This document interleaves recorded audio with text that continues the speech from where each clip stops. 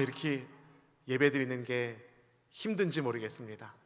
하나님께서 우리의 마음을 참 힘들게 하고 복잡하게 하는 여러 가지 일이 있지만 이 시간 그럼에도 불구하고 하나님을 예배할 수 있음이 기쁨이며 감사입니다.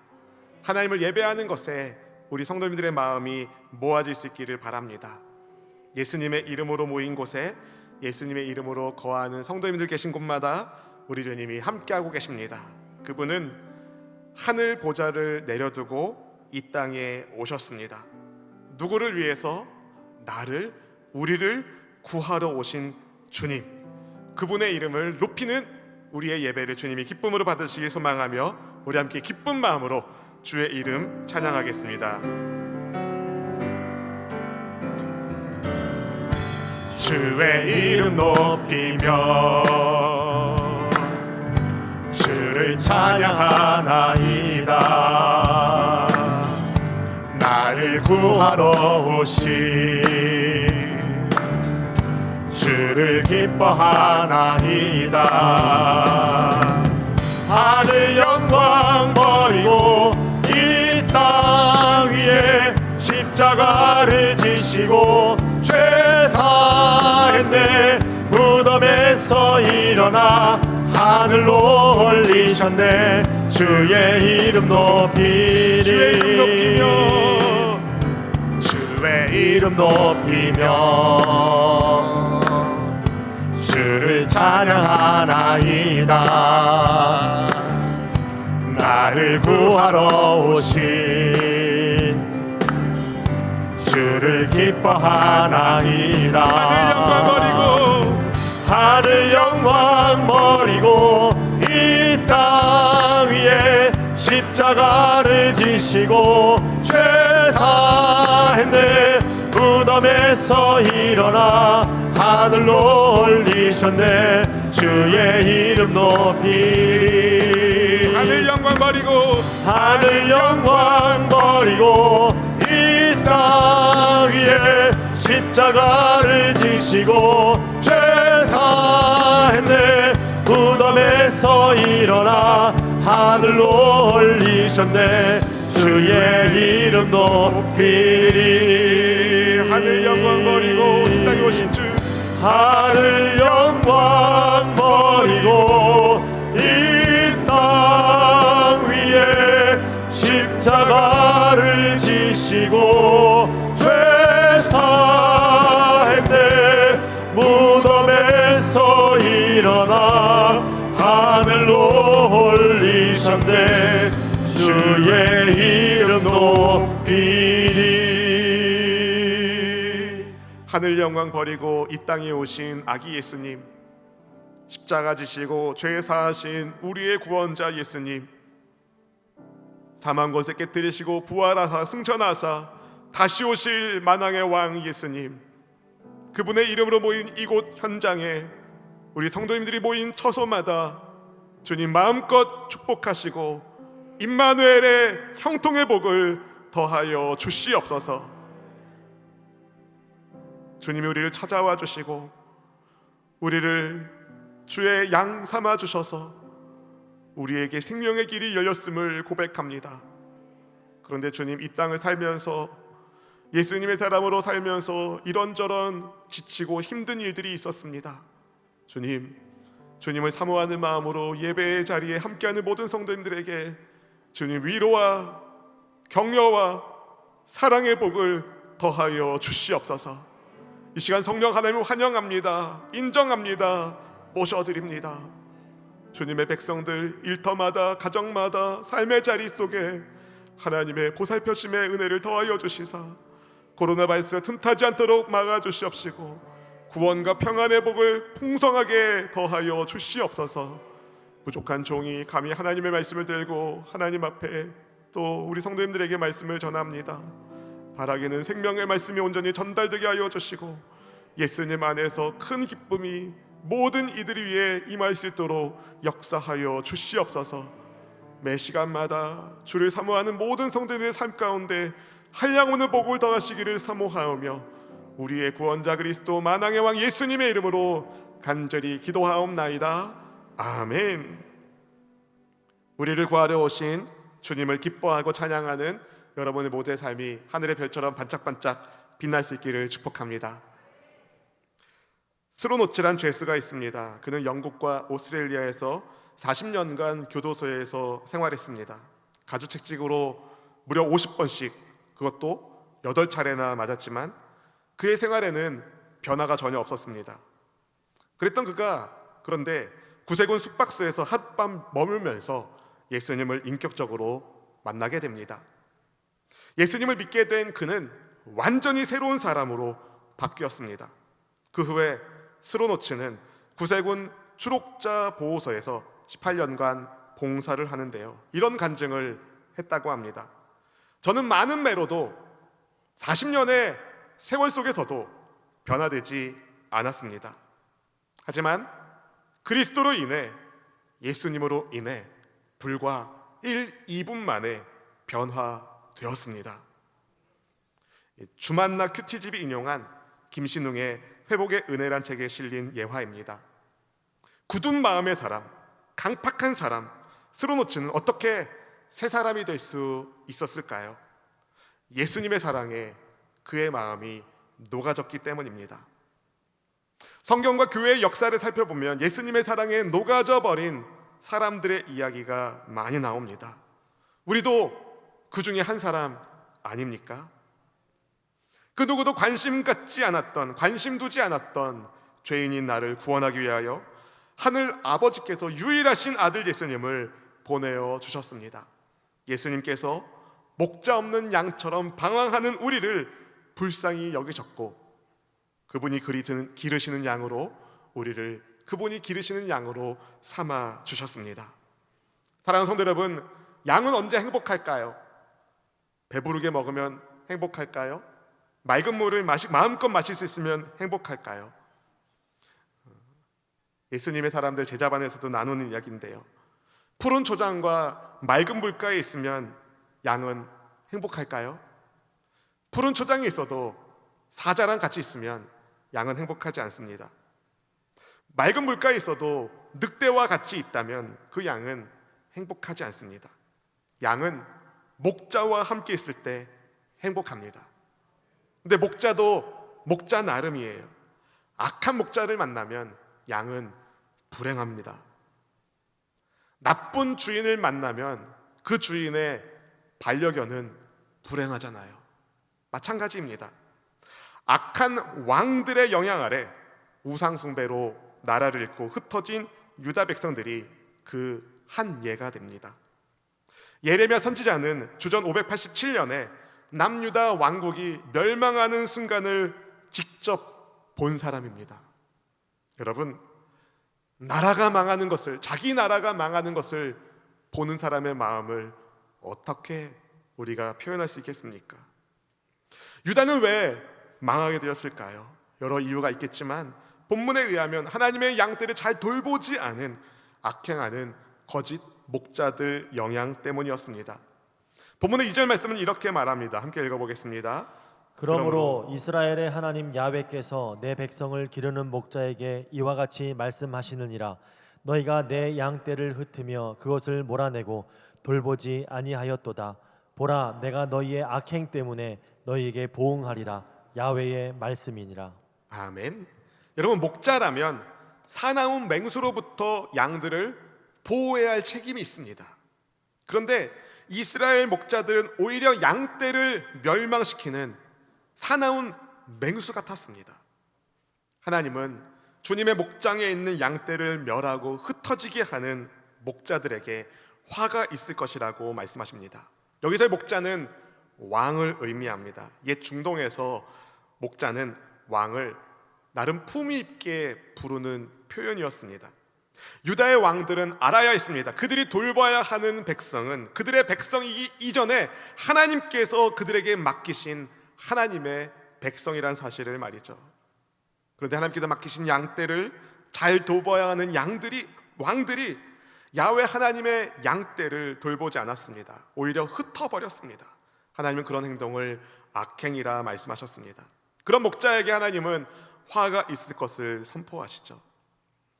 예레미야 선지자가 이 말씀을 증거할 때 당시에 유다를 다스리던 왕은 찌드기야, 시드기야였습니다. 이 찌드기야, 시드기야란 이름은요, 야훼는 의로우시다라는 뜻을 가진 이름입니다. 그런데 그는 이 이름과 걸맞는 사람이 아니었습니다. 시드기야가 왕이 된 지 3년째 해에 친애굽파의 목소리가 높아졌습니다. 그래서 거기에 동조한 시드기야가 애굽과 바벨론 동맹을 맺고 바벨론에 대항했어요. 이것을 예레미야는 경고했습니다. 애굽에 붙어서 바벨론을 상대하지 말라고. 왜냐하면 하나님께서 언약의 파기에 대하여 회개하지 않고 주께로 돌아오지 않는 유다를, 불순종하는 유다를 바벨론이라는 채찍을 통하여 징계하고 계심을 그가 알았기 때문입니다. 그런데 시드기야는 고집을 피우고 하나님의 뜻과 말씀에 귀를 막았습니다. 애굽의 군사력을 믿고 바벨론을 대적합니다. 결국 유다는 바벨론에 의하여 망하게 됩니다. 예루살렘이 함락되는 그날 밤에 시드기야가 포위망을 뚫고 도망쳤습니다. 그러나 곧 바벨론 군대에 붙잡힙니다. 바벨론의 느부갓네살 왕은 시드기야 앞에서 그의 두 아들을 처형합니다. 두 아들을 죽는 모습을 아버지 시드기야가 본 거죠. 시드기야의 두 눈을 뽑고 쇠사슬로 묶어서 바벨론으로 끌고 갑니다. 비참한 결말을 맞이하죠. 유다 백성들은 나라를 잃고 뿔뿔이 흩어지게 되었습니다. 선지자가 예언한 말씀 그대로 하나님의 심판이 그분의 말씀을 우습게 여기고 무시했던 유다 나라에 임한 것입니다. 그러나 그것이 끝이 아니었습니다. 하나님의 계획은 심판 이후의 회복까지 포함하고 있었습니다. 하나님의 백성들이 뿔뿔이 흩어졌지만 하나님은 죄인들을 구원하시기 위하여 하나님의 구속 역사를 이루기 위한 그분의 백성을 다시 번성하게 하는 새 창조의 계획을 가지고 계셨습니다. 그래서 흩어졌던 양떼를 다시 모으시겠다고, 회복하게 하시겠다고, 다시 생육하여 번성하게 하시겠다는 말씀을 주셨습니다. 본문 3절 말씀을 같이 읽어보실까요? 내가 내 양떼에 남은 것을 그 몰려갔던 모든 지방에서 모아 다시 그 우리로 돌아오게 하리니 그들의 생육이 번성할 것이며. 아멘. 흩어졌던 양떼들이 다시 모아져서 생육하고 번성하게 된다는 말씀. 하나님의 뜻에 불순종한 이스라엘의 목자, 왕들 때문에 쫓겨났던 양떼들을 하나님이 회복시켜 주십니다. 사람 목자는 실패해도 목자이신 하나님은 실패하지 않으십니다. 하나님께서 직접 흩어졌던 양들을 모아주셔서 하나님의 울타리 안에 보호해 주십니다. 이 말씀은요, 1차적으로 바벨론의 포로로 끌려갔던 유다 백성들이 예루살렘으로 돌아오는 것으로 성취됩니다. 그것만이 아니죠. 다시 모은 양떼를 돌볼 참다운 목자들을 하나님이 세워주시겠다는 약속을 하셨습니다. 본문 4절 말씀이 그것을 보여줍니다. 함께 읽어보겠습니다. 내가 그들을 기르는 목자들을 그들 위에 세우리니 그들이 다시는 두려워하거나 놀라거나 잃어버리지 아니하리라. 야훼의 말씀이니라. 아멘. 악한 목자들에 의하여 방치됐던 양떼는 흩어짐을 당하지만 하나님의 뜻에 따라 세워진 목자들, 하나님께서 맡기신 양떼들을 충성스럽게 돌보는 선한 목자들 덕분에 양들은 더 이상 놀라거나 버림받을 것을 두려워하지 않아도 됩니다. 여러분, 이 말씀은 바벨론 포로에서 이스라엘 공동체가 귀환한 다음에 하나님의 은혜로 귀환했을 때 그들을 이끌었던 지도자들, 느헤미야와 에스라, 스룹바벨과 여호수아와 같은 신실한 리더들을 통하여 이루어졌습니다. 근데 이것은 장차 오실 메시아에 비하면 아주 조그마한 빛이었습니다. 하나님은 온 세계에 흩어진 하나님의 백성들을 불러 모아주시고 그들의 참 목자로 그리스도 예수님을 세울 계획을 가지고 계셨습니다. 그래서 하나님은 때가 되면 새로운 통치자를 세워주시겠다고 말씀하시죠. 본문 5절 말씀을 한 목소리로 읽어보실까요? 야훼의 말씀이니라. 보라, 때가 이르리니 내가 다윗에게 한 의로운 가지를 일으킬 것이라. 그가 왕이 되어 지혜롭게 다스리며 세상의 정의와 공의를 행할 것이며. 아멘. 한 의로운 가지에서 가지로 번역된 히브리어 단어는 사실 싹, 새순으로 번역하는 것이 좋습니다. 왜냐하면 가지로 번역된 이 히브리어 단어가요, 흙을 밀치고 나오는 새순을 표현하기 때문에 그렇습니다. 잘린 나무 그루터기에서 새순이 피어납니다. 역사 속에서 다윗 왕가는 잘라져 버린 나무의 그루터기 같았습니다. 다윗의 왕위를 계승할 유다의 왕들이 포로가 되어서 이방 땅에서 세상을 떠나기 때문입니다. 다윗 왕가는 몰락한 왕가처럼 보였습니다. 다시는 소생할 수 없을 것 같은 고목나무 그루터기에서, 그런데 하나님이 한 싹을 틔우십니다. 사라진 것 같은 다윗의 혈통을 따라 기적적으로 새로운 순, 의로운 분인 메시아가 탄생하십니다. 하나님께서 준비하신 메시아, 하나님께서 세우신 메시아는 왕이 되어 나라를 지혜롭게 다스리시고 정의와 공의로 세상을 통치하실 것입니다. 새롭게 세워지는 다윗 왕조는 정의와 공의로 나라를 다스립니다. 여기서 정의, 저스티스로 번역된 미슈파트와 공의, 라이처스니스로 번역된 ጼ데카는요, 둘 다 언약 관계를 전제로 하고 있는 단어들입니다. 무슨 말씀이냐면 하나님과 이스라엘 사이에 언약이 있습니다. 그리고 언약 백성인 이스라엘 백성들 사이에 언약이 있습니다. 하나님과 사람 사이에 언약 관계와 사람과 사람 사이에 언약 관계가 있습니다. ጼ데카, 공의는요, 이 언약 관계 안에서의 의무를 다하는 것을 말합니다. 언약에 신실하고 충실하고 진실하게 행하는 것이 공의입니다. 미슈파트, 정의는 그럼 무엇일까요? 최근에 우리 공동체가 팀 켈러 목사님의 복음과 삶 성경 공부 교재로 금요 심야 예배 말씀을 나누었던 적이 있는데요, 그때 정의가 무엇인지, 성경적 정의가 무엇인지 나눈 기억이 납니다. 성경이 말하는 정의는요, 하나님의 샬롬이 모두에게 임하는 것을 말합니다. 하나님의 샬롬이 모두에게 임하는 것, 모든 사람이 하나님께서 창조하신 창조 목적에 따라서 사람답게 사는 것, 그게 성경이 말하는 정의입니다. 고아와 과부, 가난한 사람들, 사회에서 소외된 이들이라 하더라도 사람답게 살 수 있게 하는 것, 그것이 정의입니다. 헤세드, 은혜와 자비가 있는 정의를 말하는 것이죠. 하나님께서 세우시는 메시아는 바로 이 정의로, 공의로 세상을 통치하시는 지혜의 왕이십니다. 하나님과의 관계와 사람과의 관계를 회복시켜 주시는 분이 그분이십니다. 그분이 누구실까요? 예수 그리스도, 우리의 구세주. 그리스도 예수님께서, 메시아이신 왕께서 통치하실 때 어떤 일이 일어날까요? 따라볼까요? 구원과 평안이 임합니다. 아멘. 본문 6절 말씀 같이 읽어보실까요? 그의 날에 유다는 구원을 받겠고 이스라엘은 평안히 살 것이며 그의 이름은 야훼 우리의 공이라 일컬음을 받으리라. 아멘. 유다는 구원을 받고 이스라엘은 평안히 산다고 말합니다. 이미 북이스라엘은 망하고 남유다는 망해가고 있는데 하나님이 새롭게 세우시는 한 싹, 그리스도 예수님을 통하여 유다와 이스라엘이 하나가 되게 하시고 구원과 평안을 받고 누리게 하신다는 말씀.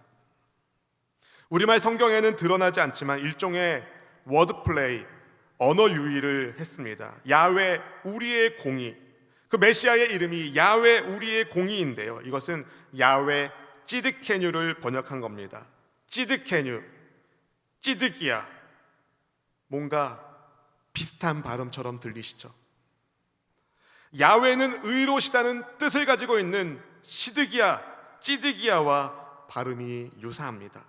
의롭지 못한 시드기야의 죽음으로 다윗 왕조가 끝난 것이 아닙니다. 하나님이 야훼 우리의 공의, 야훼 찌드케뉴라는 이름에 걸맞는 한 왕을 세우시기 때문입니다. 이 예언의 말씀이 예수님을 통하여 이루어졌습니다. 다윗의 자손으로 오신 만왕의 왕 예수님을 통하여 이 예언의 말씀이 성취되었습니다. 앞을 보지 못했던 소경이, 맹인이 예수님께서 지나가신다는 말씀을 듣고 외치죠. 다윗의 자손 예수여, 나를 불쌍히 여기소서. 그때 주님이 물으십니다. 무엇을 원하느냐? 그가 말하죠. 주여, 보기를 원하나이다. 주님 말씀하십니다. 그렇게 되리라. 여러분, 우리에게 구원과 평안을 주시기 위하여 세상에 오신 메시아, 그분이 우리 주님 예수님이십니다. 예수님께서 이 땅에 오시기 전 인류는 목자 없는 양처럼 방황하며 살았습니다. 목자 없는 양처럼 불행한 인생이 없습니다. 감사하게도 목자 없는 양 같은 우리를 예수님이 불쌍히 여기시고 찾아와 주셨습니다. 우리를 주님의 양으로 삼아 주셨습니다. 예수님은 요한복음 10장에서 자기 자신을 가리켜 선한 목자라고 소개하시는데요, 양들을 위하여 목숨을 주는 선한 목자라고 소개하십니다. 요한복음 10장 11절 말씀을 같이 읽어볼까요? 나는 선한 목자라. 선한 목자는 양들을 위하여 목숨을 버리거니와. 아멘. 여기서 선한 목자는 그냥 착한 목자가 아닙니다. 진짜 목자, 참 목자를 뜻합니다. 누가 진짜 목자, 참 목자일까요? 참 목자가 되려면 일단 양을 사랑해야 됩니다. 아무리 양이 목자를 사랑해도 목자가 양을 사랑하지 않고 괴롭히면 그 목자는 참 목자가 아닙니다. 그리고 양의 행복을 지켜줄 수 있는 능력이 목자에게 있어야 합니다. 양을 엄청 사랑하는데 양을 들짐승들로부터 지킬 능력이 없다면 그 목자는 진짜 목자가 될 수 없습니다. 능력이 부족해서 말이죠. 그래도 여러분, 아무리 부모라 하더라도 자녀의 참 목자가 될 수 없습니다. 마음으로는 그렇게 되고 싶지만 아이가 아플 때 우리는 대신 아파줄 수 없습니다. 아이의 행복을 지켜주기 위하여 부모인 우리가 열심히 노력하겠지만 아이의 행복을 지킬 수 있는 능력이 부모에게는 없습니다. 예수님이 참 목자이십니다. 그래서 우리 자녀들을 예수님의 사랑받는 자녀로 키워야 됩니다. 육신으로는 나에게 맡기신 자녀들이지만 예수님의 사랑에 푹 젖어 살도록 예수님의 양으로 키워야 합니다. 왜냐하면 사람의 참 목자는 예수님 한 분밖에 없기 때문에 그렇습니다. 선한 목자이신 예수님께서 양인 우리를 찾아와 주셨습니다. 양이 목자에게 가서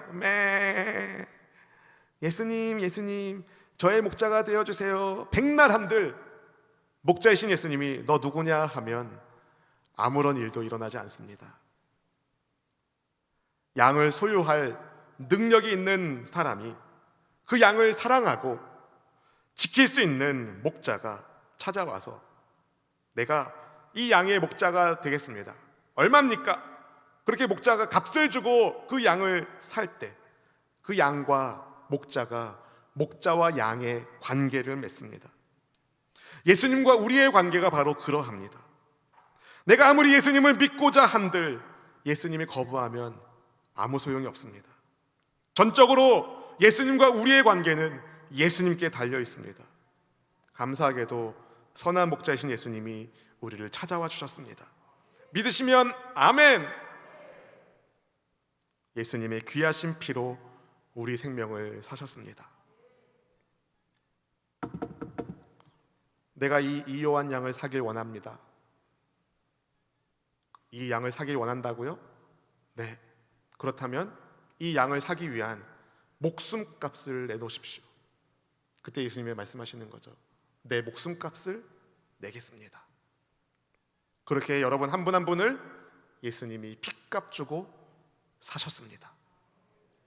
선한 목자 예수님은 양을 위하여 정말 생명을 아끼지 않는, 생명을 내놓을 정도로 양을 사랑하는 분이십니다. 근데 그분은 보이지 않는 하나님의 형상으로 만물의 근원이신 분이십니다.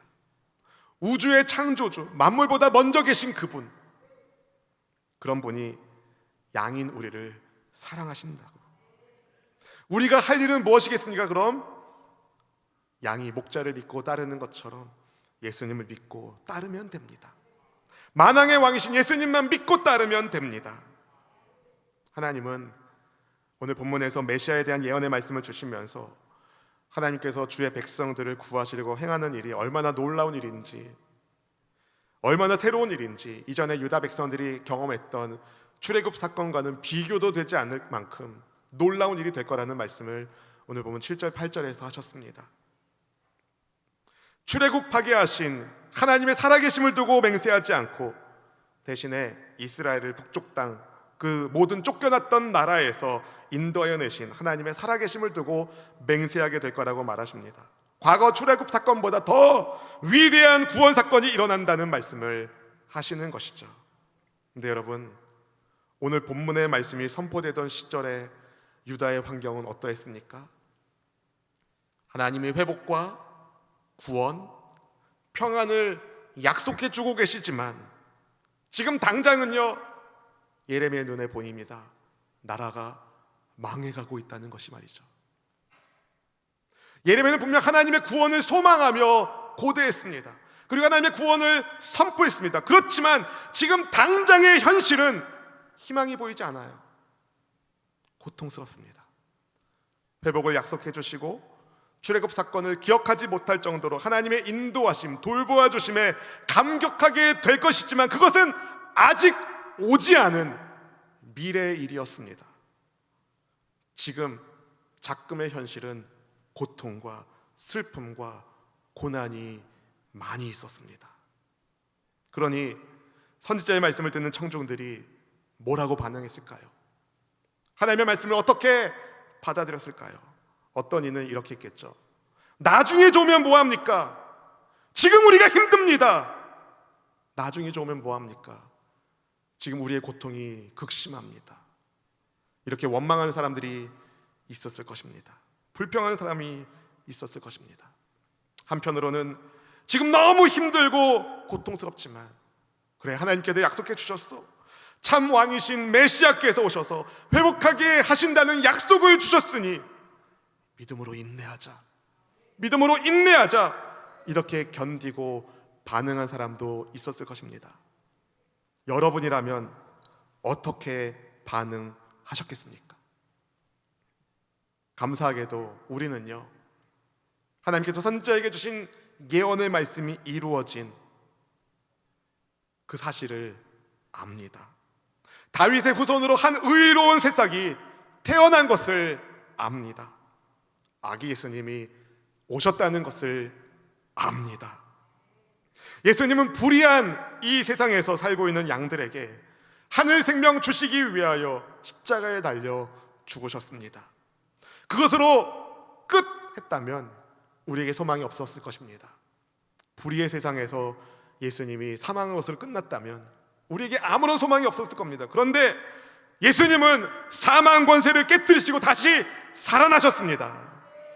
소망 없는 죄인 생활에 예수님이 마침표를 찍어주셨습니다. 그런 분을 만왕의 왕으로 믿으신다면 죄로 인해 쫓겨났던 모든 사람들을 불러 모으시는 만왕의 왕으로 믿으신다면 오늘 사는 우리는 소망의 닻을 펼쳐야 합니다. 지금 아무리 힘들어도, 지금 현실의 짐이 아무리 무거워도 여러분, 소망의 왕 예수님께서 이 땅에 오셨음을 바라보시고 그분이 다시 오시는 그날 모든 것이 새롭게 될 그날을 기대하시기를 바랍니다. 우리가 섬기는 예수님, 만왕의 왕이신 예수님, 그분은 친히 우리를 위하여 자기 목숨을 희생하신 분이십니다. 선한 목자의 목숨까지 아끼지 않는 그 사랑을 그분의 양인 우리가 받아 누리고 있습니다. 구원과 평안을 받아 누리고 있습니다. 여러분, 멸망을 두려워하지 마십시오. 하나님이 약속해 주셨습니다. 주님이 말씀하셨습니다. 아버지께서 내게 맡기신 양들을 내가 결단코 잃어버리지 않겠노라. 우리는 잃어버리지 않게 됩니다. 그분의 놀라운 사랑이 우리를 지켜주고 계시기 때문이죠. 쫓겨났던 땅에서 돌아오게 하시는 그분의 은혜, 우리의 상한 몸과 마음을 회복시키기 위하여 친히 귀하신 몸과 피를 찢고 쏟으신 예수님, 그분의 은혜 속에서 사는 우리는 절대 희망을 노래해야 합니다. 절망이 아닙니다. 희망을 노래해야 됩니다. 목사님, 예수님께서 오신다는 것이 미래의 일이지만 우리가 그것을 어떻게 확신할 수 있겠습니까? 물으신다면 저는 이렇게 말씀드리고 싶습니다. 성경의 예언이 그대로 이루어진 것을 보십시오.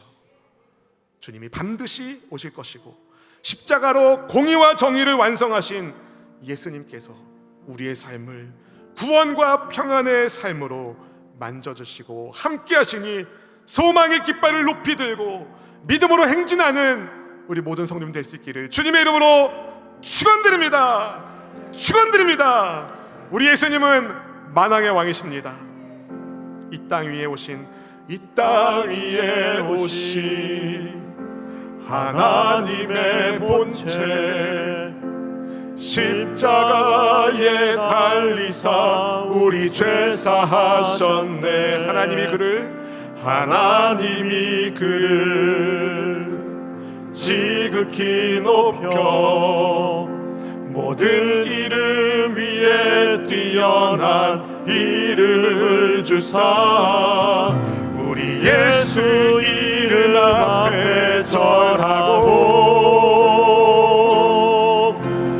모든 입이 주를 시네. 영광 중에 오실 주를 보리라. 온 맘 다해 선포해. 왕께 만세.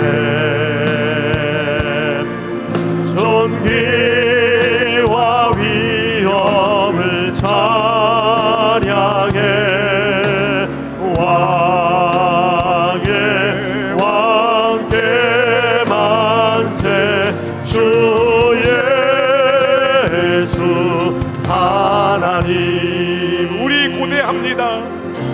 우리 고대하네. 주님 오실 그날 다시 사신 왕의 영광 이 땅을 비추네. 믿음으로 선포하겠습니다. 사단의 권세는 주 앞에 무너져. 아멘. 생명과 진리의 주 권세 가장 높도다. 우리 예수 이름 앞에 절하고 모든 입이 주를 시네. 모든 입이 주를 시네.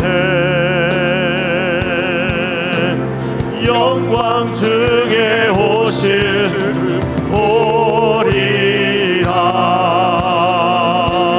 선포해.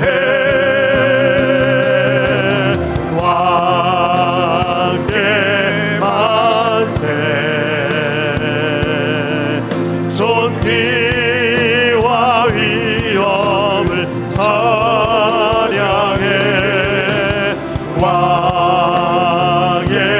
왕께 만세. 주 예수 하나님 왕께 만세. 왕께 만세. 존귀와 위엄을 찬양해. 왕께 만세. 주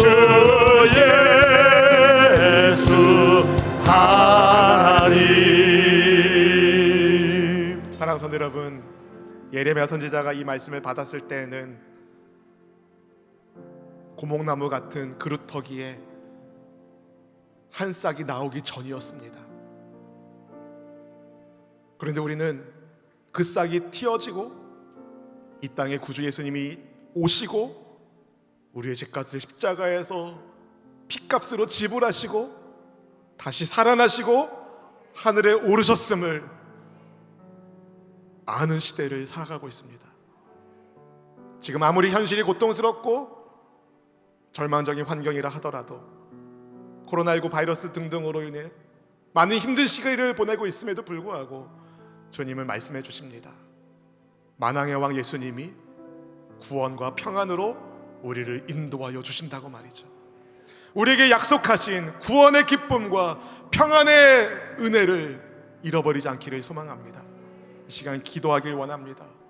구원과 평안을 약속하시고 이루시고 인도하시는 주님, 우리의 힘듦과 어려움에도 불구하고 다시 오실 만왕의 왕 예수님을 기다리며 믿음으로 승리하기를 소망합니다. 주님, 우리에게 성령의 능력을 더하여 주시옵소서. 우리 주 한번 부르고 간절히 기도하시겠습니다.